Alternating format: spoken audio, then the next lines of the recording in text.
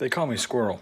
What's going on, Squirrel Squad? It's your boy the Squirrel. It's Monday. It must mean Micky Flanagan Monday. You'll probably see this on like a Tuesday or a Wednesday by the time I get it released. But hey, who knows? I'm doing this early. It might get released early. If not, eventually we'll get to it, right? Hey, I just want to mention real quick, one of the first Micky Flanagan pieces that I did, I think it was one of the first ones. It was a while back. It was The Americans Just Don't Get It. I think that kind of fell to the wayside a little bit. I had really low subscribers then and things. So I'm gonna link it just so you guys can check it out if you haven't seen it. If you have, awesome, But I figured I'd throw it up there, just in case you hadn't seen it. And this one here is Micky Flanagan at the Comedy Store Part 1. I believe there's a 1 and 2. I don't think there's a 3. There might be a 4. I don't even know. But this is Part 1. It's Micky Flanagan Monday. Frickin' love you guys. And if you're new here, I'll frickin' love you too if you hit the subscription button and join the Squirrel Squad. Here we go. Micky Flanagan. We're in. Thank you. Good evening, everybody. This appears to be a lot older than I'm used to for Micky, so I know that I've seen a couple of his older pieces before, and he's usually harder to understand. I think he kind of spoke clearer as his what do you call it? His career moved on. I could be wrong, but so we'll see how thick the accent is. I really feel like the older clips he's thicker, but I don't know. Here we go. Thank you very much for coming out this evening, coming to the Wild West End. Always a pleasure. I'm from the East End of London. Like most East End kids, I messed up my education because they left the gate open, and I left school with a bottle opener that I'd made in the third year. Two biggest departments in our school were the woodwork department and the metalwork department. So I made the metal bit in the metalwork department. And I took it across to the woodwork department. I went interdepartmental. Interdepartmental. To the teacher. Sir, do you mind if I put a wooden handle on this? He said, you are a fucking natural, son. He said, I think things are going to work out for you.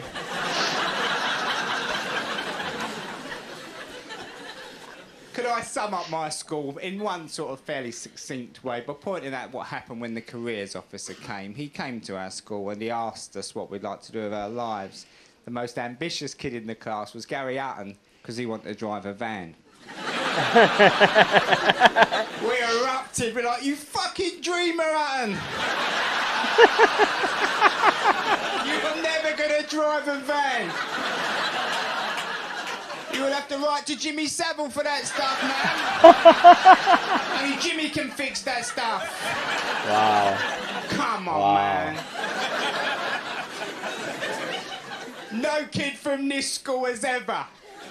Jimmy Savile, if I remember correctly, from one of the previous videos. Nonce? I think. Got on to drive a van. This school is here to produce the people who carry the stuff to the van.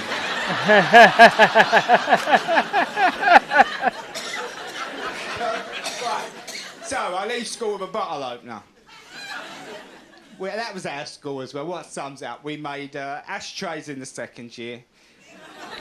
We made bottle openers in the third year. And we made prams in the fourth year. You gotta sort yourself. It's a baby carriage, I think, right? A pram. And if I'm wrong on the Jimmy Savile thing, please just let me know what the right thing is, because I feel bad now. Like, maybe I just accused this guy of the wrong thing. I don't know. Anyways, pram. Not bad for the future, ain't you, eh?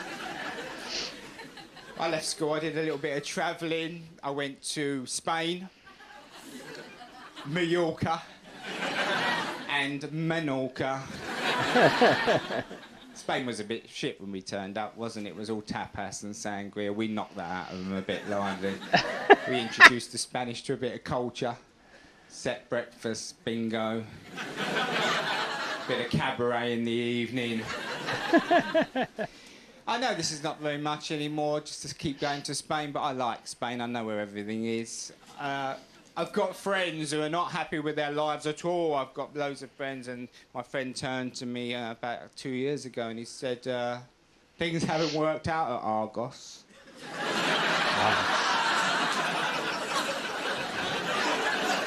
He said, doesn't look like I'm going to make area manager, and I've decided to throw the towel and I've had enough. I'm going to go backpacking. So he disappears off around the world for a year backpacking. Comes back, gives me a call. Wants to meet me in Wetherspoons. On a curry Thursday. Because he wants to eat and drink for a fiver now. And he's not a holiday bore. He's travelled, so he has important information to impart. So he got me trapped in Weathers. Very serious man now. He's all beads, bangles and Buddhism. He's like, I know who I am now. And I'm like, well, you're unemployed, but we won't look into that at the moment. He said, oh, man, I have had the time of my life. I have been through fundamental changes. He said, I first went to Thailand. He said, Thailand's a fascinating place. It's fascinating. He said to me, do you know in Thailand, it's considered rude to point at people with your feet? What? I'm like, oh, well, thanks for telling me that. There's no doubt I shall be straight off the plane. Oi, you. Yes, you in the robes over there.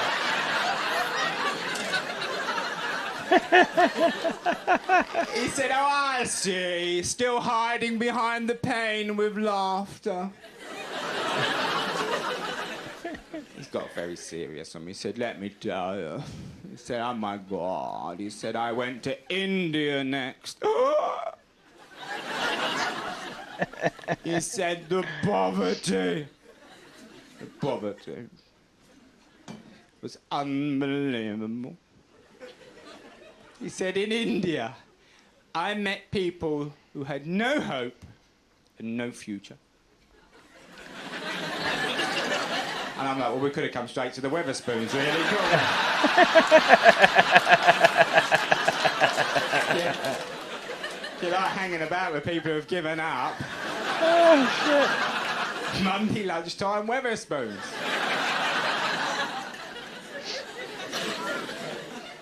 He said, I can't believe you're actually joking about this. He said, I can't. So he got really serious on me now. These people are not happy unless they're really getting to you. So he said, no. He said, you don't understand what horrors I saw in India. I saw a leper boy who'd been gaffer taped to a skateboard.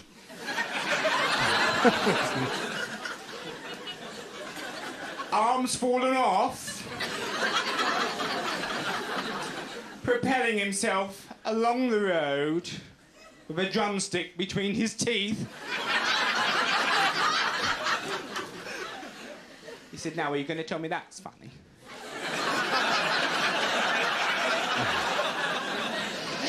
I said, it's a little bit funny.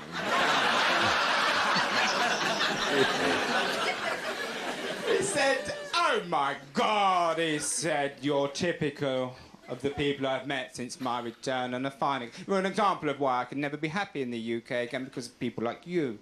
You have no understanding of what's going on in the world, no empathy or compassion for others. He said, let me tell you something you may not know, and I know.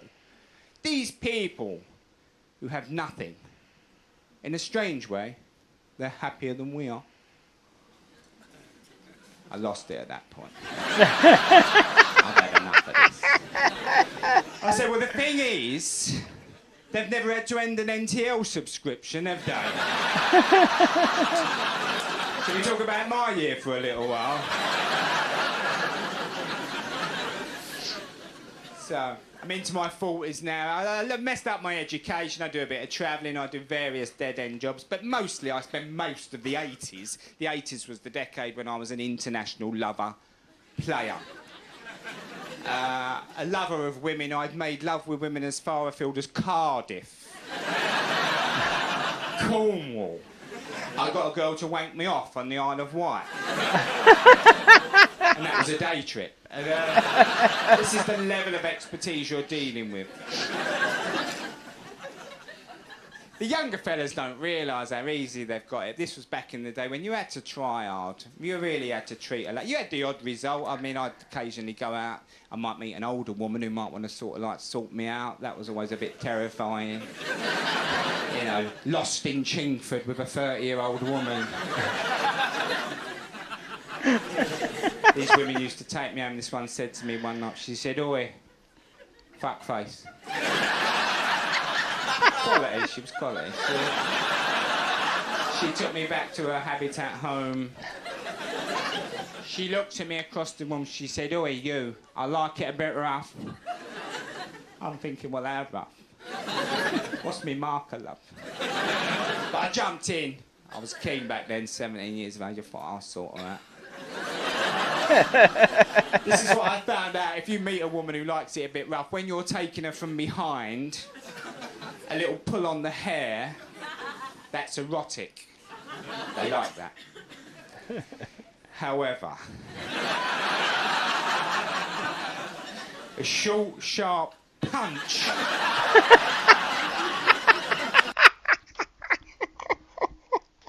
His fucking a punch. The physical movement that he made just got me. Oh my gosh. To the kidneys. To the kidneys. That's assault, apparently. All I'm saying to the younger fellas is be careful. Take it up in stages. If she says, "I like it a bit rough," don't go and put your kung fu pyjamas on. Second me, love, I'll give you a fucking roundabout.